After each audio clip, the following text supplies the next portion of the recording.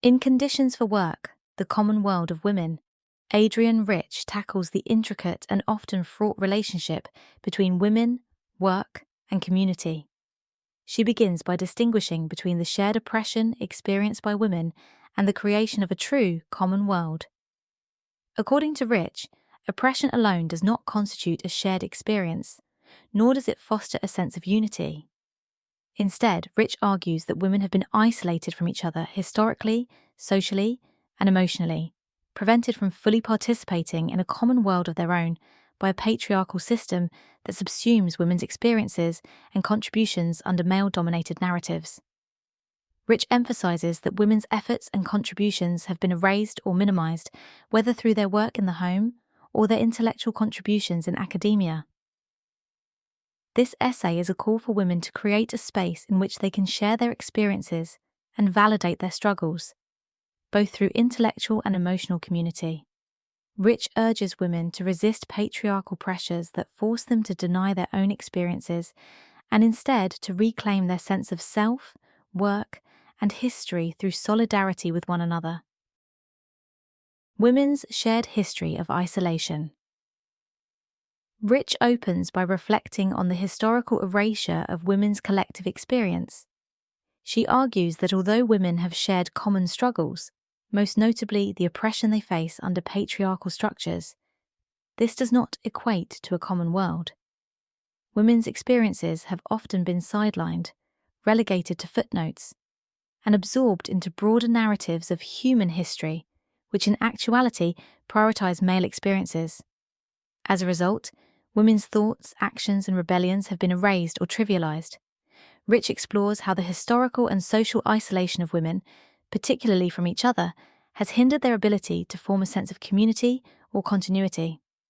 Women's relationships with each other, Rich argues, have been neglected as a significant force in shaping history. She reflects on how many women have lived their lives in a form of spiritual isolation, cut off from a sense of tradition or validation of their experiences. This isolation extends not only across time, but also across social and professional spheres. The lack of documentation of women's history and their exclusion from intellectual spaces has stunted women's creative energy and ability to form a coherent identity or sense of purpose. Rich argues that universities and the intellectual establishment have been complicit in this erasure, keeping women's experiences invisible and treating women's studies as a marginalized or ghettoized field of scholarship. In a world where language and naming equate to power, the enforced silence around women's experiences becomes a form of violence. The invisible labor of women. Rich then delves into a discussion of the invisible labor that women have historically performed, both in the home and in society at large. She cites Hannah Arendt's writings on labor, work, and the public realm to highlight the ways in which women's contributions have been consistently undervalued and unacknowledged. Arendt's analysis, while insightful, fails to address the labor performed by women, both in terms of reproductive labor and the maintenance of households. Rich critiques the notion that women's labor is not real work, pointing out that women's work in maintaining homes, raising children, and supporting the endeavors of men has been ignored or romanticized as an expression of love and devotion, rather than seen for what it is, an essential foundation for the functioning of society. Rich challenges the prevailing idea that women do this work out of a natural instinct or devotion to higher causes. Instead, she reframes these daily tasks of world protection, world preservation, world repair as real labor that is not recognized or compensated within patriarchal society.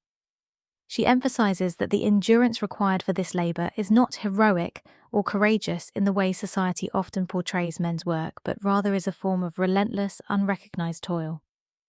The daily work of cleaning, cooking, nurturing, and maintaining homes is dismissed because it leaves no lasting trace, and yet it is crucial to the functioning of the common world. The pressure to assimilate into the male-dominated world. Rich goes on to explore the tension women face when trying to enter the male-dominated common world of work and professions. Many women feeling the need to escape the realm of domestic labor and servitude, attempt to assimilate into the professional world, often by adopting masculine values and approaches. However, this assimilation comes at a cost. Rich argues that when women deny their female heritage and identity in their professional work, they lose touch with their real powers and their potential to create meaningful work that reflects their experiences as women.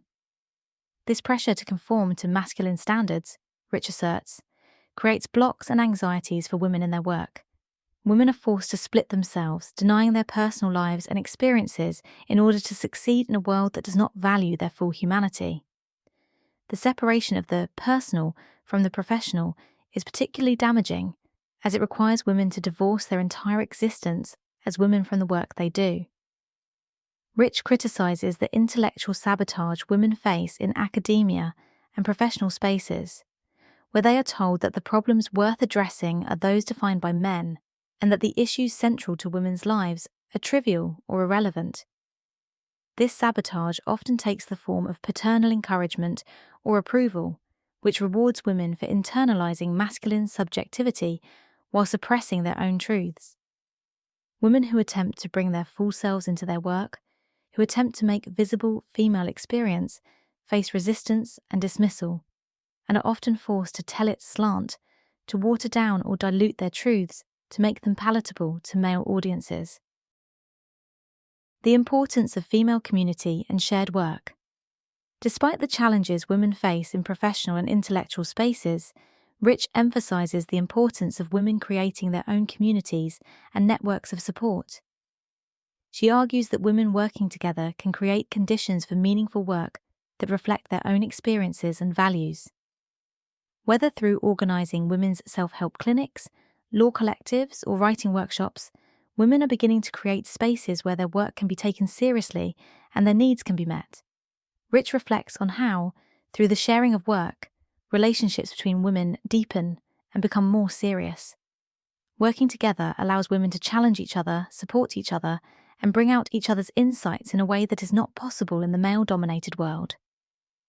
Rich points out that women have historically created these enclaves of support, even in the face of institutional hostility and lack of resources, and that this tradition of women's community must be preserved and expanded.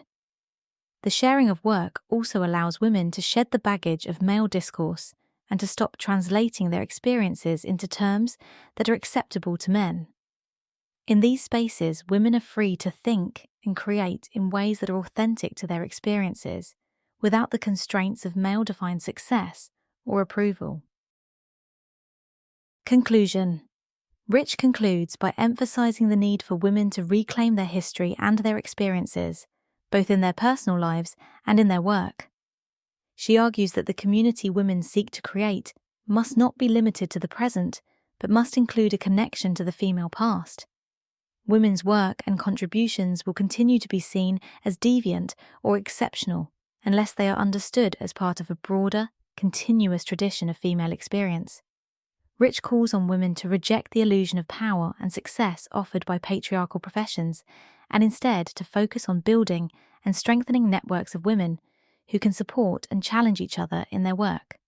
She argues that only by doing so can women begin to develop a more complex, responsible way of thinking and acting in the world, one that is rooted in a deep understanding of the conditions of women's lives and the importance of community. In her essay, Adrienne Rich presents a compelling argument for the necessity of female community and the reclamation of women's history and experience. She challenges the notion that women's work, whether in the home or in the professional world, should be dismissed or minimized, and calls on women to create spaces where their contributions can be fully recognized and valued. By building these communities and networks, women can begin to challenge the patriarchal structures that have long isolated them and reclaim their power to alter reality.